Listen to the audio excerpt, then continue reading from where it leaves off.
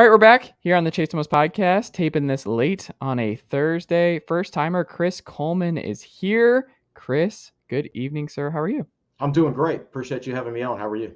Not too bad. I'm kind of overwhelmed. I'm not gonna lie. It's been a pretty crazy day in the college football news cycle. Yeah, it has. I don't know, like you, as a Virginia Tech guy, and as someone very plugged in and understanding like where a lot of folks are in Blacksburg about everything. Like, is there a lot of panic today in Blacksburg about the future of the ACC and where Virginia Tech's going to fall and all of that? Like, what is the current state of affairs today? I wouldn't say it's panic because Mm, people have been thinking about this for a while. I mean, mm, conference expansion, realignment has been going on for such a long time. And Virginia Tech has always been kind of, they've wandered the conference wilderness throughout their history. They were an mm, independent in the 80s, got into the Big East for football in the early 90s, but but they were still in the Metro Conference, which doesn't even exist anymore for all yeah. sports. And then they moved to the Atlantic 10 for all sports because the Big East wouldn't let them in for any sport except for football.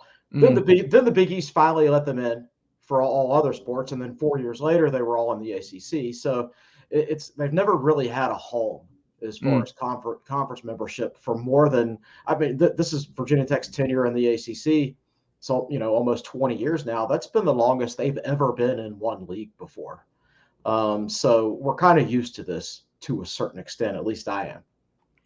Well, what do you think they do? I know it's really early in the process, but if we go to two major super leagues and we're looking at a kind of like an AFC, NFC type deal with the Yeah. Big Ten and the SEC, like, do you see them more as a Big Ten team? Do you see there being a possibility with the money and the revenue that they are not poached by one of the two bigger ones and that they're kind of left out? Like, where do you think they'll fall in that group?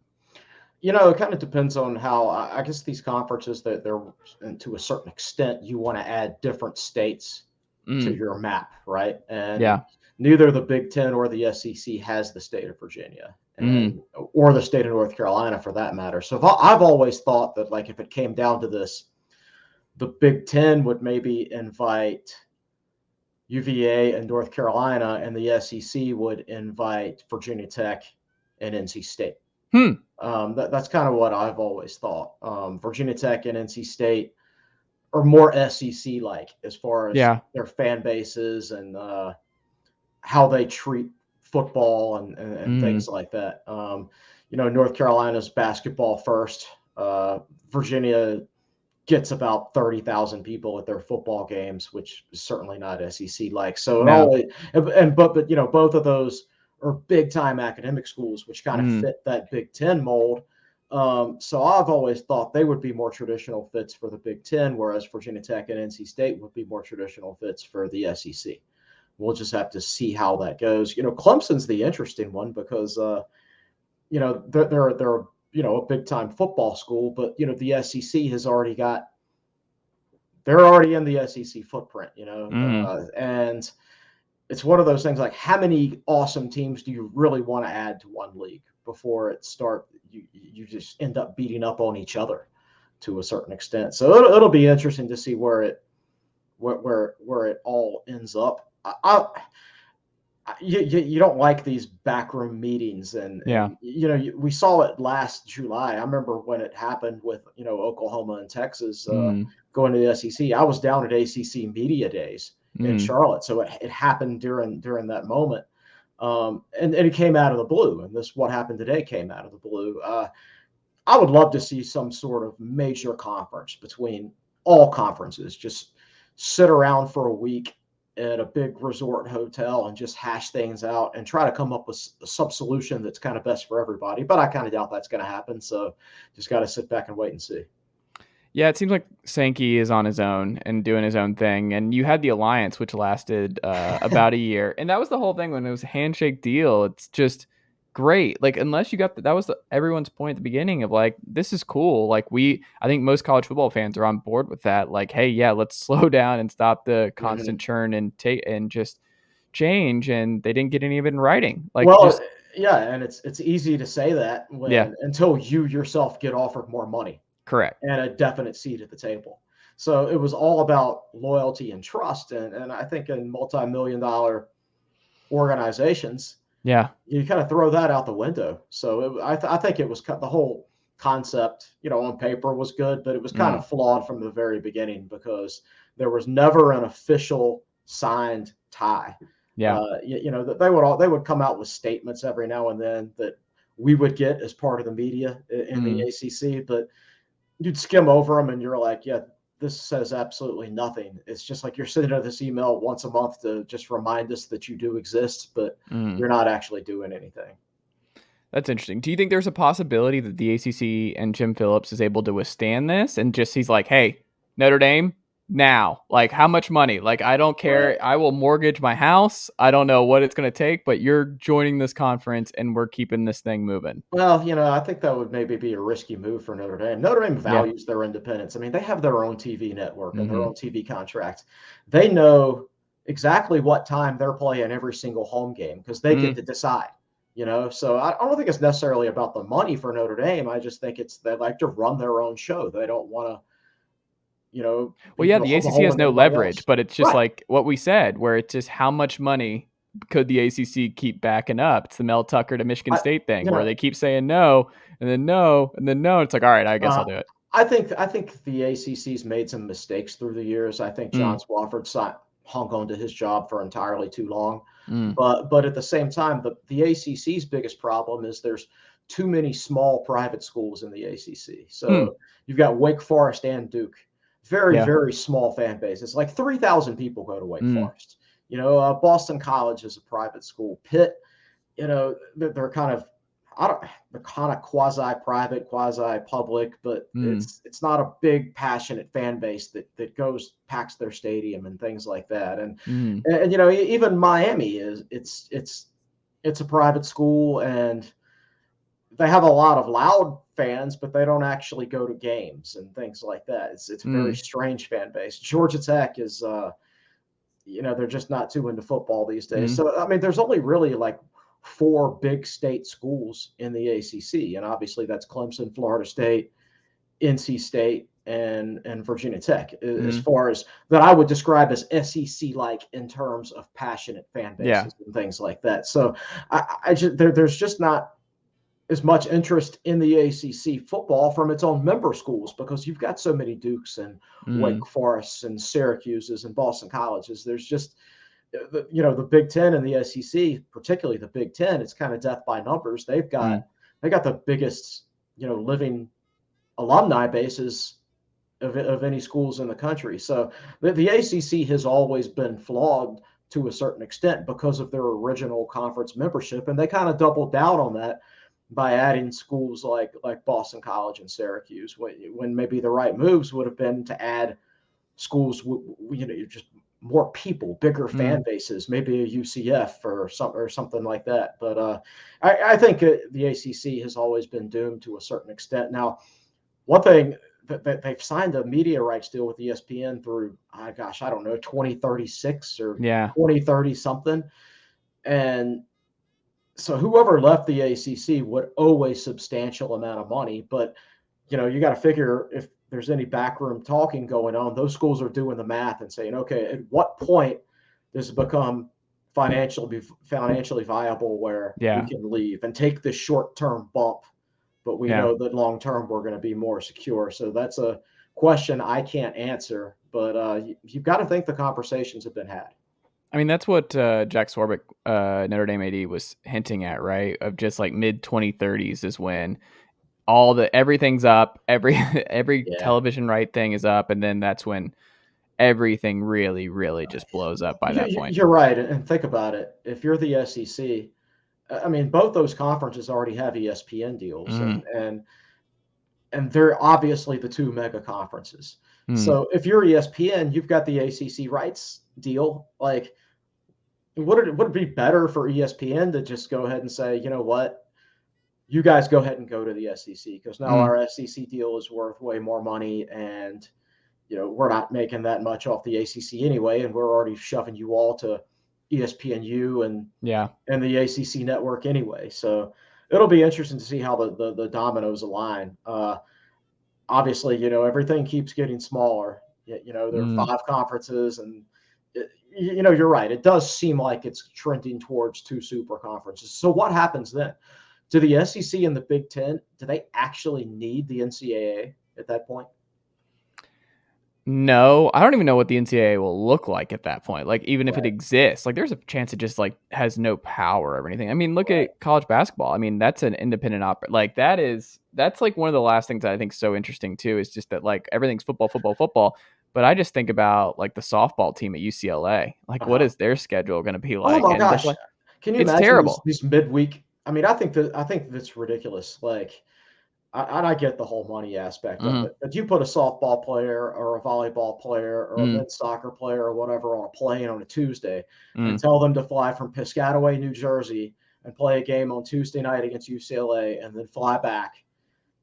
I mean, this is I get that football and men's basketball are worth a lot of money, but none of these other sports turn a profit. Right. So why are they subjected to this kind of treatment? Like to me, I feel like the smaller sports, like they should be more localized. Like I'm going Mm-hmm. to put it from a Virginia Tech perspective. Like Virginia Tech, there's no reason for like Boston College and Virginia Tech to play soccer against each other when Virginia Tech, North Carolina, Virginia, NC State, Virginia Commonwealth, East Carolina. It doesn't matter what big conference you're in. They should all be in like their own soccer conference to cut down on Mm-hmm. travel costs, and because it just doesn't make a lot of sense to me. I mean, you would have to it would have to be worth a lot of money, and the thing is, those sports are not worth a lot of money, and in fact, they don't turn a profit. To be honest with you, so I don't know. I think the whole system has needed reorganization for a long, long time. And, I thought COVID would burst the bubble to a certain extent Mm-hmm. as far as expenses and things like that. But as it turns out, everybody got bailed out by their own university, their own state, Yeah. or it's like the airlines or something, right? Mm-hmm. You make mistakes, and but then somebody comes in to bail you out, so you never learn from your mistakes. So I, I don't know where it's going, man. I think it's difficult times. I just want to know, Yeah. right? Like at this point, I don't care whether Tech is in the top division of college football or if there's some second division that everybody who's not in the Big Ten or SEC is competing for. I don't really care anymore. I just want to know to get some clarity on the Yeah. situation, and just so everybody can move forward. So we're not in this holding pattern because this whole thing's been developing for, I would say, 40 years. There was a Supreme Court case in the early 80s. Back then, the NCAA set everybody's TV games for them. And Hmm. I forget which school it was that sued, and it went all the way to the Supreme Court, and the Supreme Court said schools are allowed to set their own TV games and their own TV contracts over what the NCAA says. So Hmm. that's what set this whole thing off, is when the schools and the conferences were no longer dependent on the NCAA to control television rights and Yeah. everything like that. So it's been 40 years in the making, and here we are. Yeah, I would love the clarity, but the problem is there's just no governing body. Like there's just no one who's going to keep all these people on the same page, and they're going to keep making backroom deals. They're going to keep doing things that it's can, just can, you can't legislate that out now. Can you imagine if like the Buffalo Bills were like, you know what, we don't want to be in the NFC Yeah. East anymore. I think we're a better fit for the NFC North. Mhm. And the NFC North's like, okay, well we'll trade the Bears for Yeah. the Bills or something. Like nobody's in control, right? But that's the way the NCAA is, and I also it's a think shame. too, when you think about, and this is something that I think when I talk to friends and stuff like me, like I guess national media and stuff like that, but like I think there is a huge disconnect. I think the biggest disconnect among sports media is college football national media and college football fans. So if you go through any other fan base versus the media that covers it, there is not one more disconnect than college football, where it's not their fault. I don't think it's their fault because they're not, and I'm not going to like name names, but it's just like you read it and you're like, oh, this person hasn't talked to a college football fan in person in Yeah, 7 years. Like this right. is, I guess you notice the same thing. And even the decision makers. And Yes, I know it's all chasing money, but because people still watch. So ultimately, this is the there should be a role. Like I've put this out there where it's like you put a Virginia Tech season ticket holder in every Virginia Tech 80 and presidential move, where it's like have a couple in there where it's like, hey, does this sound weird? Is there's this some like kind of board or something like that. yes, Yeah. And I don't like the idea of big super conferences anyway because it's yeah, destroyed a number of rivalries. Like Virginia Tech used to play West Virginia every year. Yeah. And they played them last year, and they'll play them again this year. But I mean, that'll be this year will be just the third time since 2005 since the schools Well, have that's the played whole each other. thing is like there's a disconnect with the college football playoff people. That, It's like right, that college football is not that. It's built on the rivalries and right, Saturdays. It's right. not built about the other stuff. Yeah, exactly. It's a shame because the Tech Miami series has been Mm, played every year since 1991, and that was a bitter rivalry, especially back in the day. The game always mm, had national relevance. Not so much anymore, but it's still a game both fan bases look forward to every mm. year. But when the ACC announced a new scheduling format this year, which I think is better on balance, but it's taken away the Virginia Tech Miami rivalry of playing every Which year. is weird. When you looked at that, I was like, I don't understand why like Virginia and Georgia Tech aren't like permanent rivals. Where I'm like, that was one where it's like if you just poll a couple of UVA and GT folks, they're like, yeah, that should be one of our. But it's clear they didn't do that. It's just one of those where it's like, who makes the most sense for you? And it, like you said, where it's like if you ask a Virginia Tech fan who are one of the three that you want permanently, Miami Yeah, would be one. yeah, I mean, for me personally, I mean, Yeah, it would be Virginia, Miami, and UNC. yeah, So those would be my three. And UNC is another one. Tech has mm, developed a great Coastal Division rivalry with them. Tech and UNC, like Virginia Tech raids North Carolina for recruits. North Carolina raids Virginia for recruits. And so many of those players on each team know each other. mm, And now they're not going to be playing every year like they were in the past. Don't get me wrong. I'm happy to see. I mean, Virginia Tech has only played Florida State, Clemson, Louisville, and NC State 5 times since 2014, yeah, which is ridiculous. I mean, Tech hasn't played at NC State since 2010. Uh, mm, and so I'm happy to get those teams on the schedule more now. It's going to be 8 meetings over that 4 year stretch. mm, But, it's just the sign like with these big super conferences, the schedule is always going to be balanced. You're always going to be unhappy about something.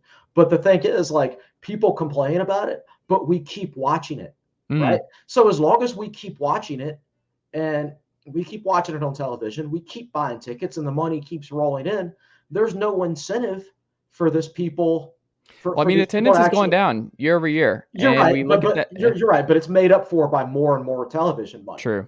every year. So the money, no matter what, overall is going up. Mm, So I mean, honestly, the only way for fans to get it the way fans truly want it, if that's how they truly want it, is to stop watching and yeah. vote with their wallets. But that's not happening. We all like it too much. So as long as we Well, continue I also to think people consume have the been like product, desensitized to it, right? Like all yeah. the change and everything, you're just desensitized. You're Well, just oh like, yeah. When it happened today, I was basically like, whatever. yep. Just tell me where we're going to be in 5 years, so I can quit worrying about it. Hmm. Don't even care anymore. But I think Just that's the most. That's the common perspective now. mm-hmm. I would agree with Um, that. Also, why like one I want is so I'm here in East Tennessee and Tennessee guy and that sort of thing. But like I tell folks, there's no reason Virginia Tech and Tennessee should not be a rivalry, like a big one. Mm-hmm. Where I see more Virginia Tech stuff here. Like I was at Dollywood, I remember for Christmas in December, I saw so many Virginia Tech hoodies, hats, everything else, and then a bunch of Tennessee stuff. Where Bristol was obviously the most attended college football game of all time. They all showed out.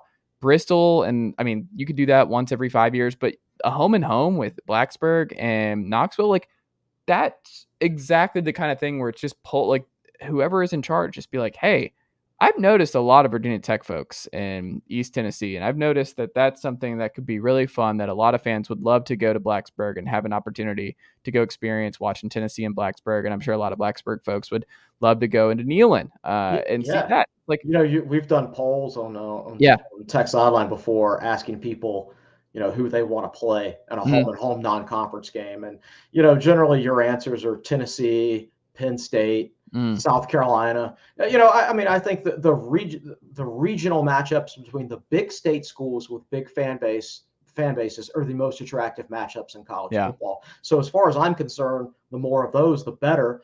But again, I go back to my previous point about the ACC. There's not enough schools like that in the ACC, mm, which ultimately is why the ACC is where it's at right now, and the Big Ten and the SEC are where they're at. mm. Interesting. Well, in terms of what we actually do know, we do know Brent Pry is the new head football coach at Virginia Tech. Do you think to this point, like now that you've had a couple months and seen kind of what spring practice and what he's done in the portal and early recruiting stuff, do you think Brent Pry was was the right guy. He was the right cultural fit, and he's the right guy for Virginia Tech going forward. Cultural fit's the right way to put it. He is Mm-hmm. absolutely the right cultural fit. He was a grad assistant here from 95 through 97, right? As the program was just getting started. So he saw Mm-hmm. how Frank Beamer did things. He learned a lot from Bud Foster, the defensive, who was the defensive coordinator at the time. Mm-hmm. So being in the program for 3 years, I think it exposed him to how Virginia Tech won games. And Virginia Tech at its peak under Frank Beamer, they never signed top 10 recruiting classes. They were always ranked between 20th, 30th in the country in recruiting, Mm-hmm. but they were very good at evaluations, and they had a great strength and conditioning department, great nutrition department, and they wouldn't waste their times recruiting guys who they knew weren't going to buy in to the culture. Hmm. And whatever on the occasionally that they did that, it didn't work out for them. Even if the guy turned out to be a highly ranked recruit, it didn't necessarily work out for the team. But I think Brent Pry gets that, and I think I can see it through some of the guys he's targeting, some more projectable players, in my opinion, and I think he's done a really good job establishing relationships with the in-state high schools, Hmm. because the easiest way to learn about a player's work ethic and whether he's your type of guy is to get to know his head coach Mm-hmm. and the assistant coaches and his position coaches in high school and things like that, and say, hey, listen, does this guy show up to the weight room every week? Because if he doesn't, we're not taking him. There's a top 5 player in the state of Virginia right now who's committed to UNC. Before Mm-hmm. that, he was committed to Michigan, but he's committed to UNC now. And I've heard that in the offseason, he hasn't shown up to a single workout for his high school team, right? Which is Mm-hmm. probably why he ended up decommitting for Michigan. I expect he got decommitted rather than he actually decommitted to go to Hmm. UNC. But you see that in UNC's football program. You see them bring in a large number of highly ranked recruits, and then they go 6-6, and they Mm-hmm. lack toughness, and the players don't develop, and things like that. Everybody is so focused on winning signing day that they forget sometimes what it takes to actually win football games. And Virginia Tech lacked a lot the last few years, but they still managed almost every year to go out there and beat UNC, a more talented UNC, almost every single year. With the one year they didn't was the COVID year when half of Tech's defense was out with COVID. Mm-hmm. So that's how Virginia Tech has to win. They have to recruit the right people who buy in. And I think redshirting is a big aspect of it, even though a lot of guys don't want to do that these days. I think it's important that you recruit a large number of players who are open to that, because you get that 5th-year seniors in there and they're just more developed than everybody else. And so I think Brent Pry gets all that. And from a cultural standpoint, looking back on everything we've learned about him so far, he seems like the right guy. Is he gonna get? Are they gonna have 85 scholarship players this fall? Are they gonna get to that number? Yeah, I Okay. think they're there now, from what I Okay. understand. They might have like 1 or 2 open spots, Mm-hmm. but that was tough for everybody in the offseason, Yes. trying to get down to 85, because I mean, ultimately, like, you got to cut guys, Mm-hmm. right? And you don't want to do that. Most of the attrition takes care of itself. Like, Virginia Tech's roster management under Justin Fuente was poor. So Tech had like 10 scholarship running backs on the roster going into spring practice, right? So nobody wants to be the 7th, 8th, 9th, 10th string running back. So Mm-hmm. those guys kind of left on their own. They didn't need to be pushed out the door. They knew they weren't going to play. But I'm sure some coaches around the country ran into some difficulty of, we have to get down to the 85 because the NCAA made this decision, and then they just left us to deal with the consequences rather than gradually taking it back to 85. Maybe you're at 90 this year, then 87 next year, and then 85 the year after that. Rather than having it be a gradual thing, it was no, all in 1 year you have to be back down to 85. But we're But leaving the COVID year in, and like that right, just it's crazy. right, yeah. It doesn't seem like much thought was put into that. So it was, Especially not Russ. thought for high school kids, because that's the other thing is Yeah. like those kids got screwed, and they're Oh yeah. continuing to get screwed over the Yeah. next couple of years until this fizzles out. They're in trouble. I know a guy. Who's a former college coach, and Mm. his grandson was a recruit out of forget where he's from, but he's normally probably like an FCS level recruit, Mm. but because of the NCAA's ruling and the fact that everybody's in the transfer portal, a lot of those FCS schools are going to be like, we're not taking as many high school kids this year because we know there's going to be a bunch of FBS Right. players entering the portal that we can just go pick up. Mm. So guys like that are dropping to Division II or Division III when normally they would be an FCS player. So Mm. it's unfortunate the trickle down effect that we've seen from that ruling. It's rough, man. It is rough. And if you don't play your cards right, it gets ugly in a Yeah. hurry. Yes. It's hard to climb out. Where do you think it ultimately went wrong with Fuente, though? Where do you think? Because everything from the outside, like you being plugged in, it's just everything we heard is just like culture. He's not the right culture fit. And it's weird too because he was successful right out of the gate. Like Right out of the gate. Yeah. yeah, Yeah. it's I just think weird. he came in and brought a new energy to the program. Mm, Fuente is a good football coach as far as pure football coach. If mm. you give him 11 robots and you play him with 11 robots, he's probably going to beat your 11 robots because he's a better It sounds coach. like Dan Mullen to me. Yes, yeah, something like that. But Mm, like the emotional intelligence isn't mm, always there, and he just ultimately couldn't get enough guys to buy in. Just too many skinny legs out there. Not enough guys buying into the nutrition, strength and conditioning, things like that. I mean, we had a 4-star wide receiver who was a true freshman mm, a few years back, and he was dominant the second half of his true freshman season. And I thought, that definite NFL player, but mm. he was skinny and he needed to add weight. He was only about 180, 185 pounds. And guess what? When he was at the NFL Combine this past spring, he was 175 pounds on a 6'1" frame. Like he Mm. never got bigger when in his 4 years at Virginia Tech. And in fact, he probably got slower too. They could Yeah. just like if as a college age athlete, just a Mm. moderate amount of effort in the nutrition, eating what you're supposed to, the right type of foods, getting the right calorie intake, uh, showing up for all your weight room sessions and working really, really hard. You're going to add weight at that age of your life, Yeah. but there were too many people like that in the program that kind of stayed the same. They came in and they were good as freshmen, and which showed Fuente's evaluation skills were good. Mm. But as seniors or juniors, they were the same players they were as freshmen.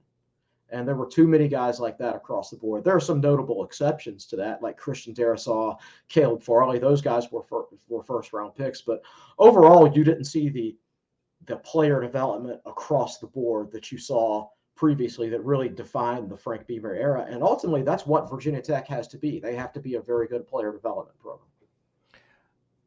QB week 1 under center is who? Oh, it'll be Grant Wells, I'm Okay. sure. I think Jason Brown's a very good option for backup quarterback, but I think Grant Wells is the more physically talented player. He has more starting experience, albeit not at the FBS level. Brown started 4 games for Mm. South Carolina last year, but Wells has started 2 years for Marshall. Yep. And Good he's got, player. yeah, he is. He's got a very good arm, solid runner. I think he's a guy.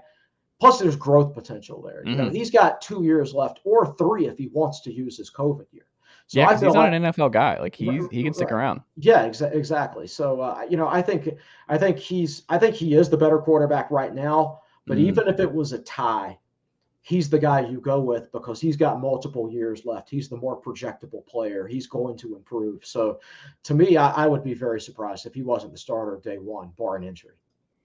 Are you surprised at all that Hendon Hooker has turned into what he has turned into with Heupel at UT? Because we didn't know he had he transferred. Like his story is wild because Hendon he comes in like right as Jeremy Pruitt's out. Like he Yeah. committed to Pruitt in January. Yeah, and then there's a coaching change, and you're like, Yes, what in the world is going on? he just got screwed, but he's Yeah. just Well, it an worked out awesome for him. kid. Yeah, he's a very talented player. Mm. But Virginia Tech's quarterbacks, generally speaking, again, never developed. Yeah. Josh Jackson played very well for Tech as a redshirt freshman. Then he got hurt as a redshirt sophomore and transferred to Maryland. Mm-hmm. Ryan Willis played really well as a junior in Jackson's as Jackson's replacement. Then he started the next year and wasn't nearly as good and got benched for Hendon Hooker. And Mm-hmm. then Willis ended up on an NFL roster last year. He was on the Bears roster last year. Mm-hmm. This is a talented player who was in the NFL, but he regressed at Virginia Tech. Mm. And Hooker was kind of the same player his second year as a starter as he was his first. Obviously, the athleticism's there. The arm talent was always there.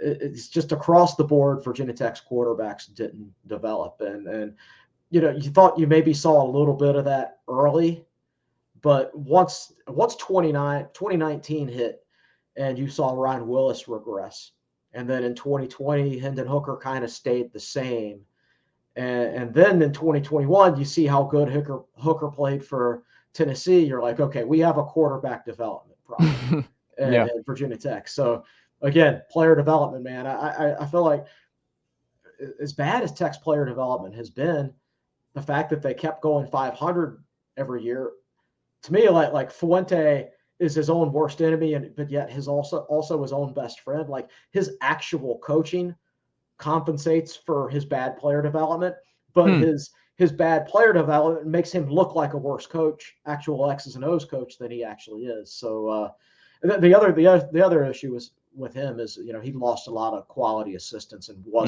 did not replace them effectively, and I don't think he was given a big enough budget to replace them effectively. Pry has a much bigger budget than Fuente had to work with as far as assistants go, so that part of it can't be laid at his feet. But everybody needed a fresh start. I think he did not grasp the culture, but I think that there were bigger, like Buzz Williams wasn't a cultural fit either, but he was still a great basketball coach here, who got Virginia Tech to 3 straight NCAA tournaments in the Sweet 16, which nobody else had ever done before. You can win at Virginia Tech without being a cultural fit if you do everything else right. Fuente didn't do everything else right. You're kind of in a great I mean, there's a lot of crossover with Tennessee and Virginia Tech right now. I mean, you're in a really good spot, I think, with Brent Pry, and we obviously both Virginia Tech and Tennessee were extremely dominant college baseball teams this spring, and it seems like it's healthy there. Mike Young has got the basketball program really turned around. Like, I don't know, it seems like it's pretty healthy, all things considered, across the board, right? Yeah, it is. It's a healthy athletic department. I think on the whole, I don't know what the final Directors Cup standings will be, but baseball made a super regional for the first time. Softball made a super regional second year in a row. The soccer programs in the NCAA tournament. We got national champion winners in track and field at the individual level. Got a top 10 wrestling program. Got a perennial NCAA basketball tournament team now. The women's basketball team is in the NCAA tournament every year now. So, yeah, it's developed into a good overall sports program. It's funny how it's worked out. At the peak of Virginia Tech football, they were 1 quarter away from winning the national championship. They led Florida State at the beginning of the 4th quarter in that national title game in the Sugar Bowl after the 99 season. But that year they finished like 100th in the Directors Cup, right? Yeah. Now they're top 35, top 30 in the Directors Cup, but they're a 500 football team. So which shows you how difficult it can be to get everything right at the same time. It's really hard to do. Absolutely. When you look at the schedule, what does it look like for Brent Pry in year 1? How many wins does it feel like for you? Man, I think Virginia Tech is one of those football teams that, depending on turnovers, key injuries, random events during the game, like, do you win this replay? Do you lose this replay? Does the ball bounce this way funny on a fumble? I think Virginia Tech's going to win anywhere between 4 and 8 games. And I think you can say that for most teams. And I know that's a very generic answer, but I do think with the talent stacked at the top in college football like it is these days, there's not parity on the whole, as in only 3 or 4 teams can win a national championship. Right. But the parity in the middle, I think, is better than it ever was. So I think there's a whole lot of teams that are kind of in the same boat that, depending on injuries and turnovers and little things here and there, it's a fine line between what people will consider a very successful season and a very bad season. I think Virginia Tech has a chance to get off to a good start. They play ODU on the road to start. Why is that a road game? Virginia Tech's got a series with ODU. They're just like, Ricky Ronnie, whatever you need, man. Well, actually, the series was signed before he got there. Okay. Tech lost at ODU in 2018. That was quite a scandal. That's what I was saying. I remember that. I was like, I didn't want to say that 100% because like I knew that game was close, but I couldn't remember 100% they lost that one. Yeah. A lot of Tech fans hate that series. But the thing is, it's easier to schedule that game. And you recruit out there, so you can tell guys that you're recruiting, hey, you get to play right here in front of your families, a couple times during your career. So I think it's and I think it's a 2-for-1 type series where 2 games at Tech, 1 game at ODU. I think that's how it works out. And they're in the Sun Belt now, right? Are they? I think they moved up. Liberty moved to the Sun Belt, I think. I think Old Dominion just did too. JMU is going to move to the Sun Belt. Let's see. So like I don't. It's kind of strange. Like Tech Yeah, fans. they're in the Sun Belt now. Okay. So Tech fans don't like that series. I'm of the opinion that if you do what you're supposed to do and go in there and beat them, you'll like the series a lot more. So it's like whenever you lose, people always get a bad feeling about things. Like Tech fans complain about the music in the stadium, the Wi-Fi access, the beverages sold in Lane Stadium, things like that. So I was talking to the guy who reads all those emails from fans, and he said, whenever we win a home game, I never get any of those emails. But whenever we lose a home game, the next day I get 100 of them. People complain about things like that when you lose. They don't complain when you win. So which is why winning is the ultimate fan experience. So all there's always going to be people against the ODU series. I personally don't care either way because I understand that it's hard to schedule non-conference these days. I mean, especially with SEC teams, as the SEC has expanded, there's so many good teams in that conference. So if you're talking about a Tennessee series, I mean, why would Tennessee want to take a risk for a potential extra non-conference loss? Because it's better for the fans. Like that's the whole thing. It's like I want. That's the whole thing. It's like for fans because we want less Akron. Like we don't want that. I agree, but then the fans will complain to you and then tell you to fire the coach if you do happen to lose. Yeah, and it's like, okay, game. What NFL team is like doing? All right, week 3, we got the USFL Commanders. Right. No, you play what's in front of you. High school football, even you don't do that. No, I agree. It's non-conference scheduling has just always been strange. Obviously you have no control over your conference schedule. So to me, I kind of wish there was a rule saying FBS teams didn't play FCS teams. Yeah. So that opens up a spot for a lot of teams every year. I mean, we're inching, like when the Super Conferences and all this stuff comes, like it's going to basically just be conference only. You talk about the ACC or even Virginia Tech or somebody like that or West Virginia or whoever getting left out. Those MAC schools. They're gone. They're off the calendar. Right. I mean, they already play on Wednesday nights anyway. Right. And I actually feel bad for their fans because their fans have forgotten what being a real college football fan is like because they got to play a lot of their games on weeknights. I don't know, man. That works though. Maction is, and if you're a small, I think it's a double, I actually think it would be awesome because if you're like an Ohio student and you grew up a Buckeye fan, you still have your Saturdays and you can enjoy the midweek kind of appetizer and then get to what you actually want on the weekend. That's a good point. I hadn't thought of it that way. Yeah. But there you go. I don't know. I think the schedule we'll know what Virginia Tech's first year for Pry. I think the best thing for what you want in a year one coach is you want to end kind of on the Shane Beamer type thing where even if you have some really, not to mention a certain Tennessee game where they stepped on their neck in the first quarter and down 28-0 early. Yeah. But you want to finish strong, to keep the fan base okay, we got momentum going into year 2. Right. Give something people to be happy about. Tech has Georgia Tech, Duke, Liberty, and UVA at home to close. That's exactly what you want. It's exactly right. And they have the potential to they could start 3-1 or 1-3 or something like that. I mean, ODU, I'm pretty sure Tech will win that, but it's possible they could lose it, being on the road. That'll be ODU's biggest game of the year.